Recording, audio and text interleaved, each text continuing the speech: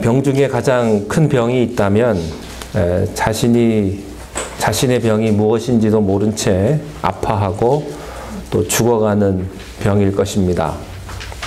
어떤 사람들은 정말로 자기가 가진 병의 그 병명을 모르고요, 잠을 못 자고 밤새도록 피곤하고 고통을 겪고 그렇게 지나가고 있는 사람들이 많이 있습니다. 인생 중에서 가장 불행한 인생이 있다면 자신의 삶의 의미와 목적을 모르는 채 그저 동물처럼 반복적으로 그냥 살아가는 사람들입니다. 왜 살아야 하는지, 왜 사는지 정리가 되지 않은 채 삶의 끝, 종말이 무엇인지도 심각하게 생각하지 못한 채 그냥 살아가다가 어느 날 죽음을 맞이하는 그런 사람일 것입니다. 오늘 본문에 소개된 한 여인이 바로 그 여인입니다. 그녀는 수가성이라고 하는 동네에서 사마리아인이라고 하는 그런 신분을 가진 여자였는데 대낮에 물을 길러 우물에 갑니다. 이 여자는 자기의 삶이 그렇게 소중하고 가치가 있고 또 의미가 있다는 것을 깨닫지 못하고 무의미하게 그저 버려진 채로, 잊혀진 채로 그렇게 살아온 여자였습니다. 놀라운 사실은 예수님께서 니고데모처럼 그렇게 지성을 갖추고 종교적으로 성숙하고 그렇게 신앙에, 믿음에 관심 있는 사람만 만나 주시지 않았다는 거죠. 그런 사람만 만나 주시는 것이 아니고 이 여자처럼 버려지고 잊혀지고 아무도 찾아주지 않는, 아무도 상대해주지 않는 이 여자. 이 여자의 가장 큰 문제는요, 자기 문제를 잘 모르고 있는 거예요. 이런 여자입니다. 근데 이 여자도 예수님께서 만나주시고 또 동일한 사랑을 베풀어 주셨다고 하는 것입니다. 오늘 성경에 보면요, 니고데모하고는 비교할 수 없을 정도로 예수님은 이 여인을 주시고 예의를 갖춰서 만나주시고 또 정성을 가지고 사랑을 가지고 예수님이 만나주셨다고 하는 놀라운 사실입니다. 이 여자가 예수님 만나게 된 배경은 우연입니다. 이 여자도 기대하지 않았어요. 어쩌면 예수님도 그렇게 기대하지 않았을지도 모르겠습니다. 예수님께서 여행 중에 피곤하셔서 우물가에 가셔가지고 앉아 있었을 때에 이 여자가 그때 나타나게 된 거죠. 약속이 있었거나 또 계획이 있었던 것이 아닙니다. 그렇습니다. 때로는 인간의 우연이 하나님의 필연일 수 있습니다.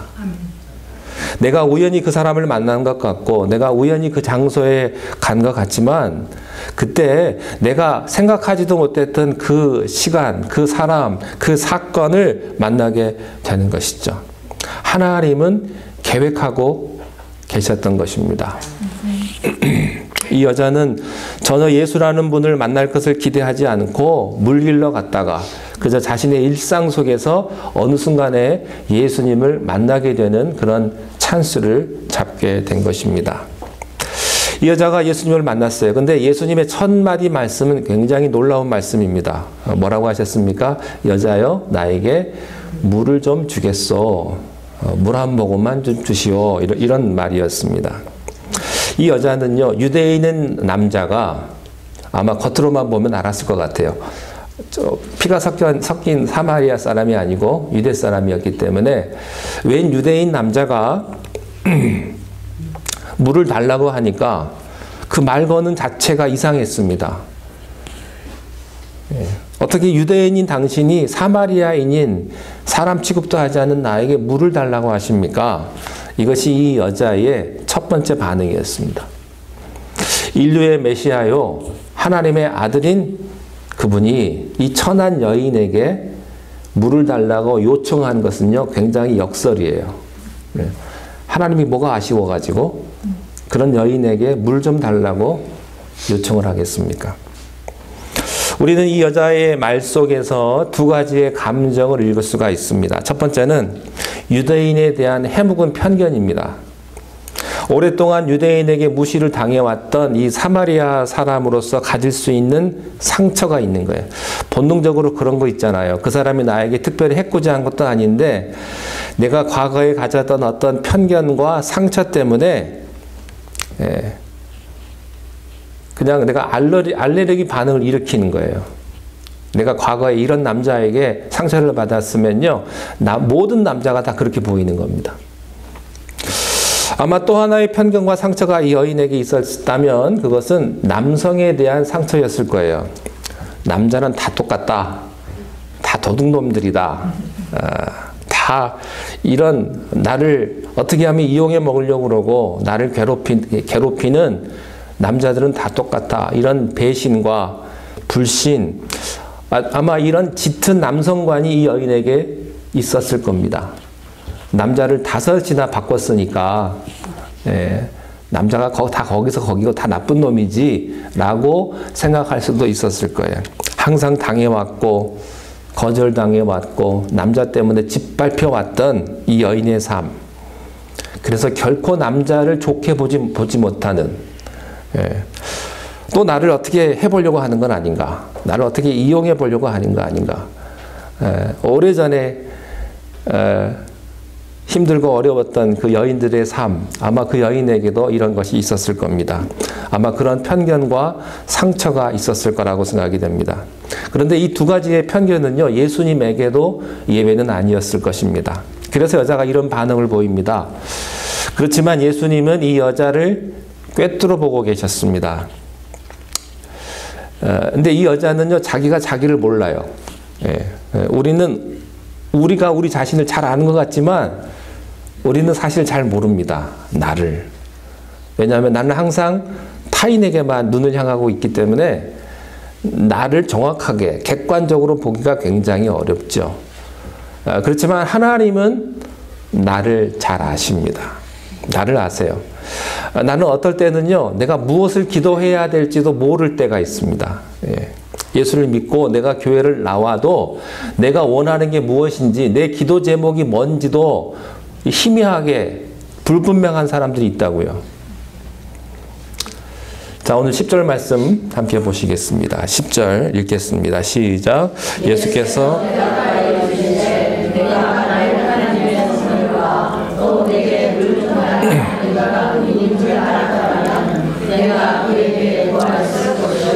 그가 생수를 내게 주었으리라. 여러분, 여기서 발견하는 것은요, 이런 겁니다. 예수님의 정중한 태도예요. 천한 여자라고 해서, 이름 없는 여자라고 해서 예수님이 막대하지 않았다는 이야기입니다. 하나님은 여러분을 막대하지 않습니다.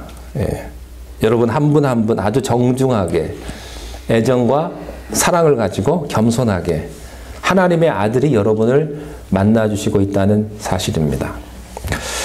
여기서 또 발견하는 건 이겁니다. 예수님께서 이 여인에게 가가지고 충고하거나 설교하지 않았다는 거예요. 우리들은 사람 만나면요, 설교하려고 합니다. 가르치려고 하고요, 충고를 잘하죠. 내 얘기를 들으라는 거예요. 내 얘기를. 대부분의 많은 사람들은 다 그거예요. 남의 얘기를 들어주는 게 아니고 다 내 얘기만 합니다. 내 얘기. 그러니까 주제가 산으로 가는 거예요. 다 자기 얘기만 하고 자기 고통, 자기 아픔만 얘기를 하니까 아무도 들어주질 않는 거예요. 그냥 풀면서 해소하는 것뿐이죠. 그런데 예수님은 그렇게 접근하지를 않습니다.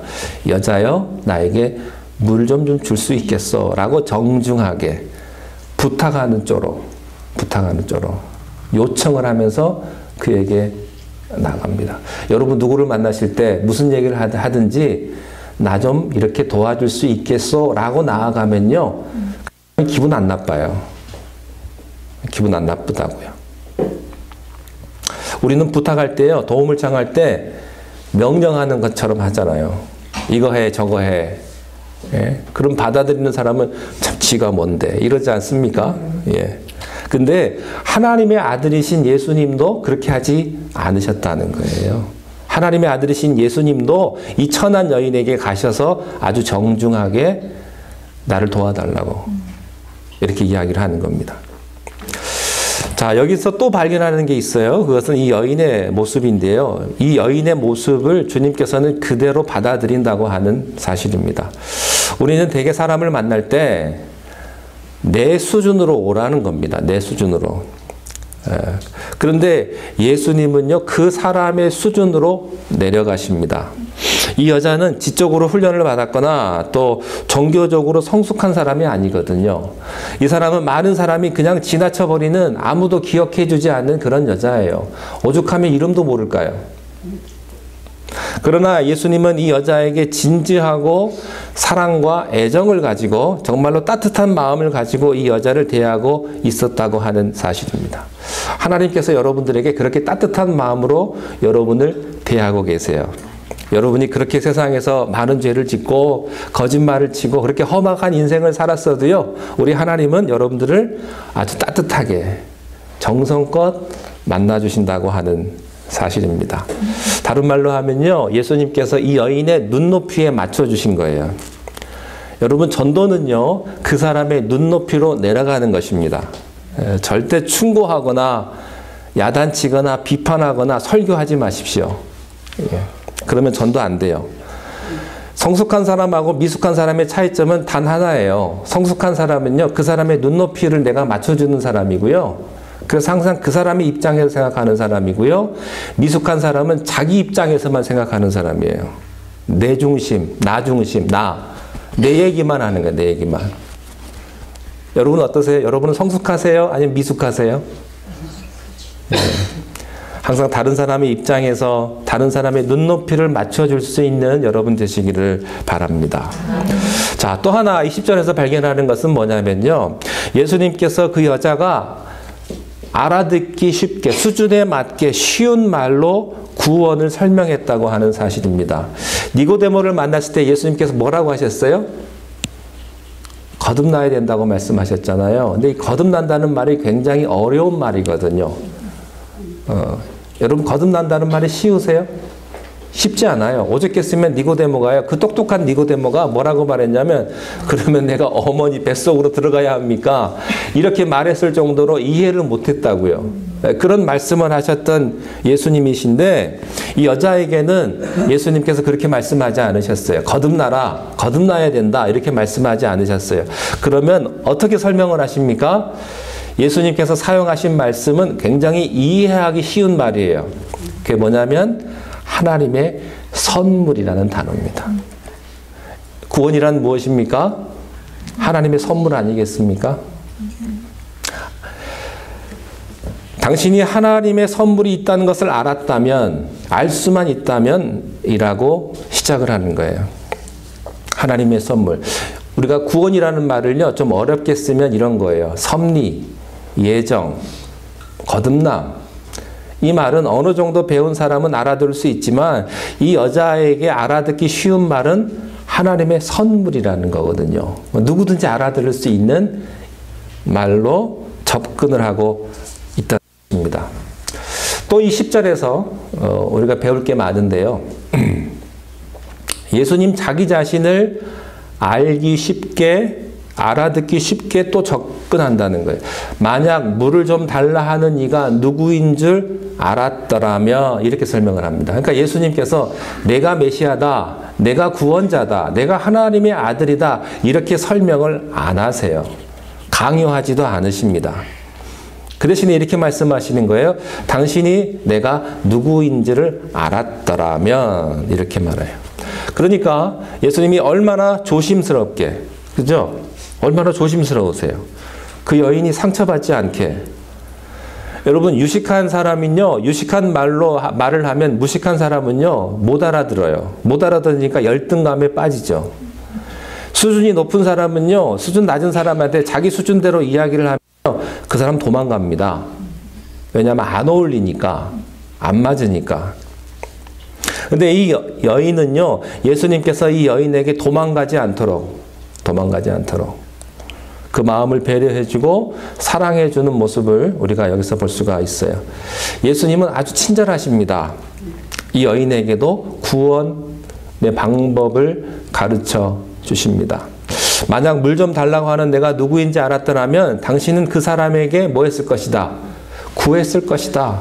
구했을 것이다. 내가 그에게 구하였을 것이요. 이렇게 말해요. 구원의 비밀은 무엇입니까? 구한다는 것입니다. 구한다는 말은 찾는다라는 말이고 두드린다는 말이에요. 바라본다. 내가 소망한다. 뭐 그런 뜻이에요. 만약에 당신이 지금 물을 달라고 하는 사람에게 눈을 뜨고 구하고 찾고 바라보고 소망한다면 그것이 구원의 시작이 되는 거다 하는 거예요. 얼마나 쉬워요. 여러분, 구원의 시작이 그런 거예요. 여러분이 어떤 하나님 아버지에게 내가 어떤 것을 구하고 찾고 바라보면 거기서부터 구원이 시작이 되는 거예요. 저는 예수님께서 이 여인에게 거듭나야 된다 이런 말 안 하는 게 얼마나 좋은지 모르겠어요. 예, 예. 근데 예수님이 그렇게 접근을 안 하세요. 자, 마지막으로 이 10절에서 발견할 수 있는 것은 이겁니다. 하나님의 약속입니다. 내가 만일 그렇게 구했다면 영원히 목마르지 않은 생수를 주었을 것이다. 이렇게 말해요. 생수를 줄 것이다. 생수란 무엇입니까? 우물하고 다르다는 이야기예요. 이 여자는 우물을 먹기 위해서 왔습니다. 이 여자가 생각한 건 물이에요. 먹는 물. 근데 예수님이 생각한 건 생수예요. 조금 달라요. 이게 물과 생수와의 차이예요. 예수님의 뜻은 이겁니다. 내가 영원히 목마르지 않는 생수를 너에게 줄 수 있다. 줄 수 있다 이거죠. 근데 이 말을 들은 여자가 즉각 반응을 합니다. 그녀가 가진 예수님에 대한 편견과 상처를 가지고 있던 것들을 다 잊어버리고 예수께서 말씀하신 생수에 즉각 빨려 들어가요. 예. 여러분, 우리가 전도할 때요, 사람들이 교회에 대해서 굉장히 많은 편견과 상처들을 가지고 있어요. 사람들이 교회 생각할 때 교회 오라고 그러면 교회 뭐 맨날 헌금이라 걷고 자기들끼리 아멘 할렐루야 하고 교회는 아주 웃긴 데다. 그런 편견을 가진 사람들이 굉장히 많다고요. 예. 이런 편견이나 과거의 상처가 교회에 많이 있습니다. 근데 이 여자도 마찬가지였어요. 근데 예수님께서 이 여자에게 아픔을 건들지 않고 내가 너에게 생수를 주겠다라고 말씀을 하십니다. 자, 11절 보겠습니다. 11절 시작.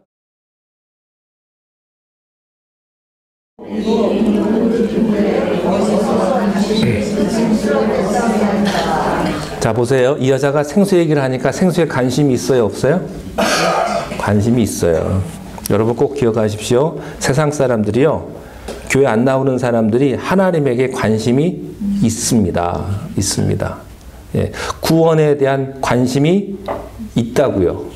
영원히 목마르지 않는 생수가 있다면 정말 먹고 싶어 해요. 천국이 있다면 가고 싶어 한다고요. 그런데 왜 접근이 안 되는가? 편견과 상처 때문에 그러는 거예요. 교회에 대한.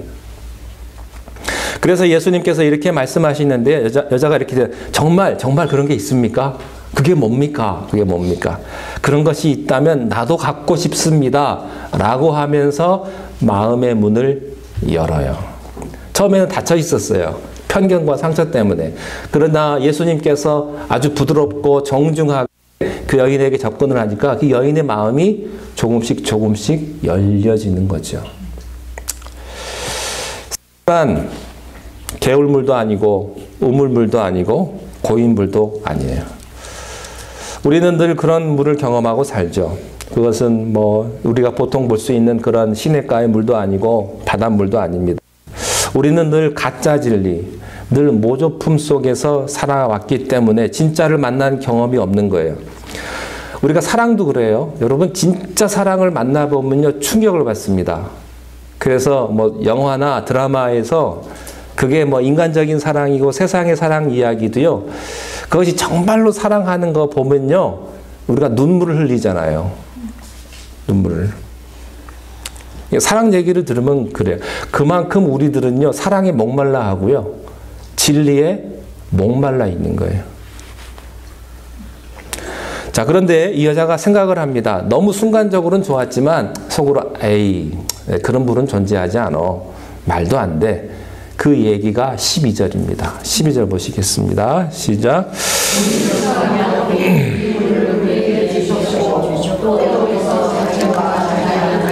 짐승이 다 마셨는데 당신이 야곱보다 더 크시니까. 이 여자는요, 대낮에 물을 길러러 온 여자였어요. 이 물 없으면 못 살아요.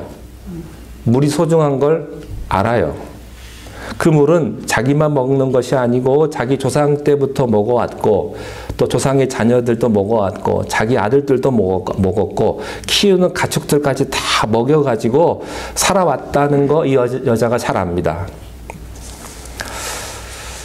성경에 보면요, 이 우물과 구원과 깊은 관계가 있다는 것을 많이 볼 수 있습니다. 조상들의 물 가운데 제일 먼저 나타나는 물이 창세기 16장 6절부터 7절까지인데요. 아브라함의 몸종 하갈이 있습니다. 하갈이 사라의 구박을 받아가지고 도망가는 거 기억나십니까? 하갈이 도망을 가다가 한 우물 곁에서 천사를 만나요. 천사가 하갈에게 어디로 가고 있느냐 물어보니까 내가 내 주인에게 구박을 받아가지고 지금 도망가고 있습니다 라고 이야기를 하죠. 그때 그 우물에서 하갈에게 천사가 나타나서 위로를 해주고 내 주인이 있는 곳으로 돌아가라 이 말을 듣고 다시 돌아갑니다. 그 얘기하는 데가 그 우물이에요. 창세기 24장에 보면 아브라함이 며느리를 얻을 때 사환을 보냈는데 사환이 우물가에 갔을 때 리브가를 만나는 장소가 바로 이 우물입니다. 굉장히 로맨스가 있는 장소가 이 우물이에요. 또 이삭하고 우물하고도 굉장히 관계가 많습니다. 창세기 26장에 보면요, 이삭은 땅을 팔 때마다 물이 나오죠. 이게 축복의 상징인데 그렇습니다. 오늘 나온 이 야곱의 우물은요, 창세기 29장 1절부터 3절까지 나오는 말씀인데 바로 이것이 야곱이 에서로부터 도망을 가가지고 거기에서 그가 그 우물가에서 자기도 먹고 자기의 가축도 먹이고 위로를 받던 장소가 바로 이 우물입니다. 근데 이 여자가 말하는 게 지금 그 얘기예요. 순간적으로 그 생각이 난 거예요. 본능적으로 우리 조상들도 먹었고 자식도 먹었고 우리의 가축들도 다 와서 이 우물을 먹었는데 이 우물은 너무 귀한 것인데 이 물보다 더 귀한 것이 있습니까? 라고 묻는 겁니다. 자, 어떻게 질문합니까? 13절 한번 보겠습니다. 13절 시작. 여수께서 대답하여 이르시되 아브라함의 우물, 이삭의 우물, 야곱의 우물이라고 하는 이 모든 것들은 다 목마른 우물이라는 공통점을 가지고 있습니다. 우물 없이는 못 살아요. 우물이 필요하죠. 다 와서 가족들도 먹고 살고 가축들도 먹고 사는데 예수님께서 하시는 말씀은 이겁니다. 이 우물을 먹는 자는 다시 목마르려니와. 아주 의미심장한 말씀. 구약의 종교는 목마른 종교다 하는 거예요. 틀린 종교라는 뜻이 아닙니다. 목마른 종교다. 구약의 종교는 어떤 종교입니까? 율법의 종교예요. 율법의 종교. 율법은 완전하고 의롭고 거룩한 것입니다. 율법이 잘못된 것은 아닙니다만 율법을 먹는 자는 목말라요. 왜? 율법은 완전하지만 율법으로 구원받을 자가 없기 때문에 율법을 지킬 만한 의로운 인간이 한 사람도 없기 때문에 여러분 죽었다 깨어나도 율법 다 못 지켜요. 저도 그래요. 죽었다 깨어나도요. 여러분이 아무리 성령 체험하고 능력 있는 삶을 산다고 하더라도 율법 다 못 지킵니다. 율법으로 구원 못 받습니다. 사람은요. 제가 늘 드리는 말씀이 그거예요. 사람은 가까이 하면 가까이 할수록 냄새나요. 냄새. 아무리 훌륭한 성직자나 아무리 훌륭한 인물을 보십시오. 그 사람하고 같이 지내보세요. 냄새나지. 인간이거든요. 인간이거든요. 여러분 저하고 한 10년 넘게 지내셨잖아요. 어떠세요? 이 정도면 괜찮아요? 아니면 냄새나요? 10년쯤 지내다 보니까 배 목사가 이런 단점도 있구나. 이런 허물도 있거나 그렇게 느끼지 않으세요? 그게 우리들의 인간이거든요. 우리들 모습이에요. 가까우면 가까울수록 우리가 노력하면 노력할수록 율법을 지킬 수 없다는 그런 허무함이 있는 거예요. 율법은 옳은 것이지만 내가 율법을 지킬 수 없는 것이기 때문에 순간순간은 내가 넘어가도 내 영혼은 목마르다 말이죠. 우리가 이런 말이 있어요. 그림의 떡이다. 그림의 떡이다. 예. 굉장히 좋은데 안 되는 거예요. 안 되는 거. 여러분, 우리가 다 신앙생활 하는데 정말로 잘하고 싶잖아요. 내 가족한테도 잘하고 싶고 교회 와서도 나이스하고 싶고 근데 잘 안 되거든요. 잘 안 되거든요.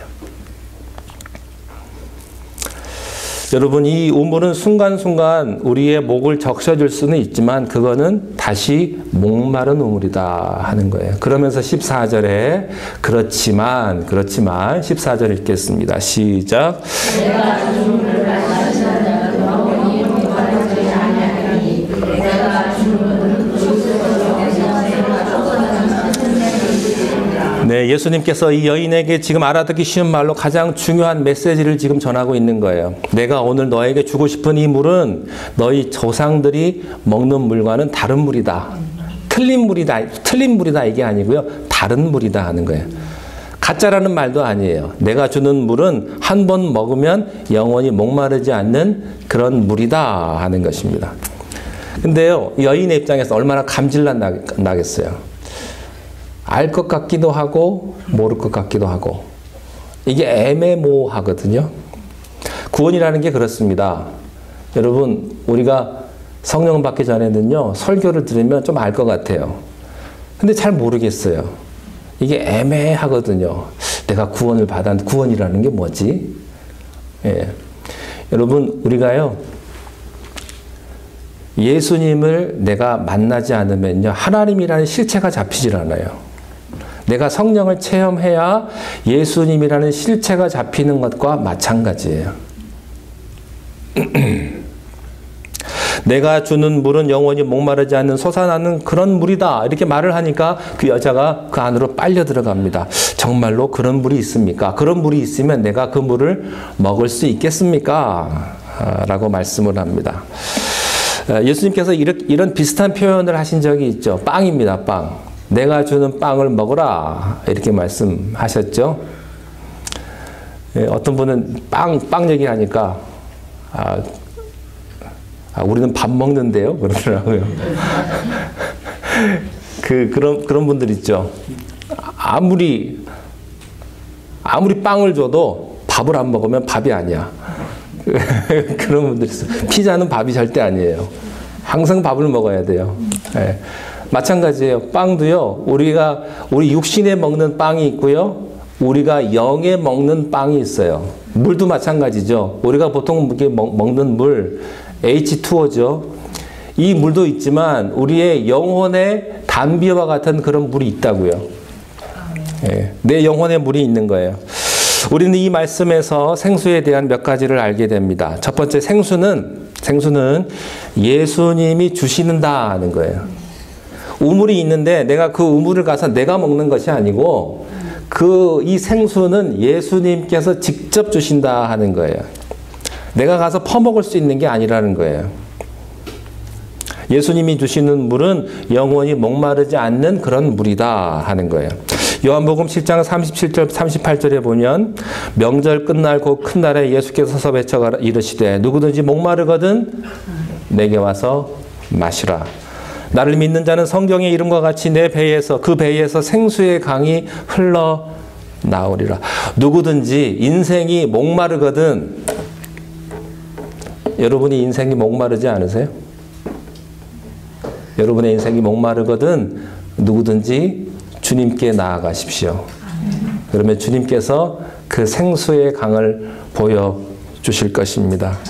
그래서요, 우리가 예수 믿는다고 하는 것은요, 예수님을 관찰하는 게 아니고요, 예수님 분석하는 게 아니에요. 예수님을 먹는 거고요, 예수님 마시는 거예요.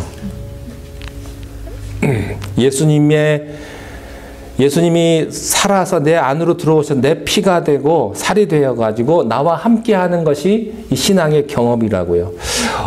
우리들의 신앙의 경험은 항상 목말라요. 항상 예수님을 어떤 대상으로 보고 어떤 쪽으로 보고 그저 그냥 한번 듣고 마는 것으로 끝나기 때문에 우리의 신앙이 목마른 거예요. 여러분, 남자와 여자가 그냥 서로 바라본다고 해서 임신되는 거 아니잖아요. 아무리 같이 밥 먹고 아무리 커피를 마셔도요, 바라보기만 하면 임신이 안 돼요. 만나야 되는 거예요. 여러분, 예수님을 만나야, 예수님을 경험해야 내가 그 예수님 안으로 들어가서 참 신앙을 내가 경험할 수 있는 것입니다. 신앙이란 관조가 아니에요. 명상이 아니라고요. 생각하는 것이 아니고 그것은 내가 실제로 체험하는 거예요. 체험하는 거. 저는 여러분들이 하나님을 만나는 경험이 있게 되시기를 바랍니다. 자, 두 번째 특징은요. 이게 제일 제가 좋아하는 파트입니다. 그게 뭐냐면 값이 없다. 공짜다. 저는 여기가 너무 소망이 있어요. 공짜라는 말에. 누구든지 아무나 찾기만 하면 예수님께서 주신다. 가진 자만 주면 어떡해요? 그죠? 교회는 가진 자만 오는 게 아니에요. 없는 자도 와야죠. 못 배운 자도 와야죠. 아픈 사람도 와야죠. 값없이 주리라. 누구든지 생명수를 마시면 값없이 주리라. 세 번째, 그 물을 먹는 사람은 다시 목마르지 않는다. 한 번에, 단번에 해결한다. 그런 뜻이에요. 예수님께서 십자가에 달려 돌아가실 때 그런 말씀을 하셨죠. 다 이루었다. 끝났다. 여자는 점점 예수님의 말씀에 빨려 들어가기 시작을 합니다. 여러분도 이 생수에 빨려 들어가시기를 축원합니다. 아멘. 분석하지 마세요. 그냥 받아들이세요. 이 말은 나한테 안 맞는데 이것은 좀 아닌 것 같은데 그렇게 생각하지 마세요. 그냥 있는 그대로를 받아들이십시오. 하나님을 받아들이세요. 따지지 마시고. 여자가요, 드디어 15절에서 굴복을 합니다. 어떤 굴복을 합니까? 15절 읽겠습니다. 시작. 여자여 이르되 주여 그런 물을 내게 주사.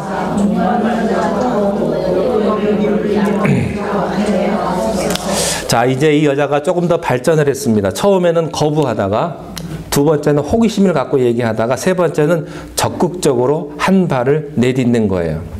주여 이런 물이 있다면 내게도 주사. 내가 목마르지도 않고 또 여기 물 길러 오지도 않게 해 주십시오. 생수가 있다면 나에게 생수를 좀 주십시오. 라고 이야기를 하는 거예요. 자, 그런데 이 말을 듣고 예수님께서 청천벽력 같은 말씀을 하세요. 분위기 좋았는데 갑자기 예수님 무슨 말씀 하시는지 아세요? 네 남편 데려와라. 16절 읽겠습니다. 시작. 그리스도에 가서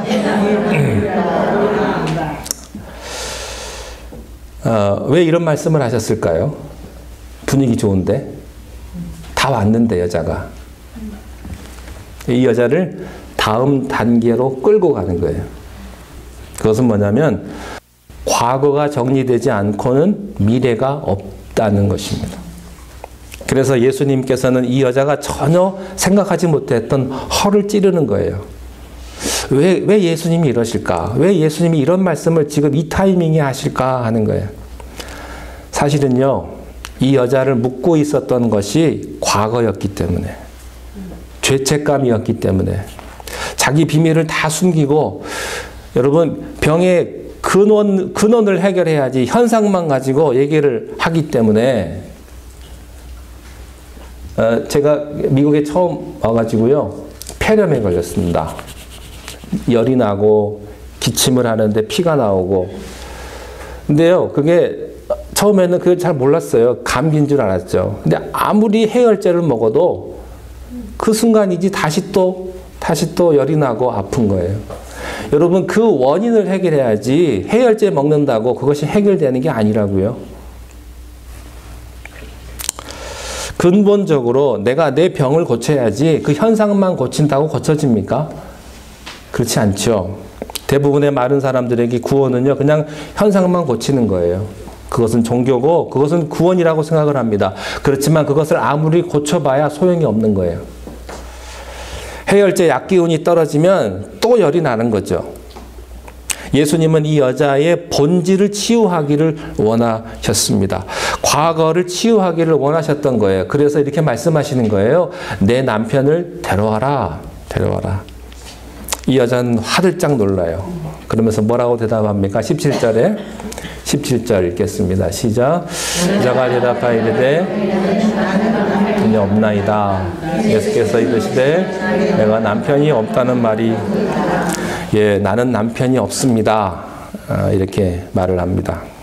여러분 진짜 신앙은 여기서부터 시작이 됩니다. 과거가 청산이 되어야 합니다. 정리가 되어야 하고요. 회개가 일어나야만 구원은 이루어집니다. 근데 예수님이 처음부터 여자 만나자마자 야 가서 네 남편 데려와라. 그러면 이 여자는요 도망갔을 거예요. 처음부터 그렇게 하지 않으셨어요. 여러분 이 여자는 이제 도망갈 수 없어요. 예수님에게 붙잡혔습니다. 사랑하는 여러분, 예수님으로부터 도망가지 마십시오. 도망가지 마십시오. 때로는 우리가 도망가고 싶을 때 있잖아요. 그럴 때 없으세요? 예수 믿는 데서 예수로부터 좀 도망가고 싶을 때 있어요. 제가 이런 말씀 드리면 안 되는데. 정말로 힘들면요, 도망가고 싶을 때 있다고요. 남편에게서부터 도망가고 싶고, 내 부모로부터 도망가고 싶고, 자식으로부터 도망가고 싶을 때가 있다고요. 그러나 여러분 도망가지 마세요. 순간적으로 힘들다고 도망가지 마십시오. 그리고 그분에게 해결을 받으십시오. 여러분의 과거를 치유하고 회복하고 그리고 주님께서 주시는 그 영원한 샘물을 여러분들이 다 드실 수 있기를 주님의 이름으로 축원합니다. 기도하겠습니다. 오늘도 우리에게 오셔서 우리의 가장 아프고 또한 힘든 상처를 어루만져 주시는 우리 주 예수님을 바라봅니다. 우리가 주님께서 주시는 참 하늘의 양식을 먹으며 영원히 목마르지 않는 샘물을 먹고 마시게 하여 주옵소서. 예수님의 이름으로 기도하옵나이다. 아멘.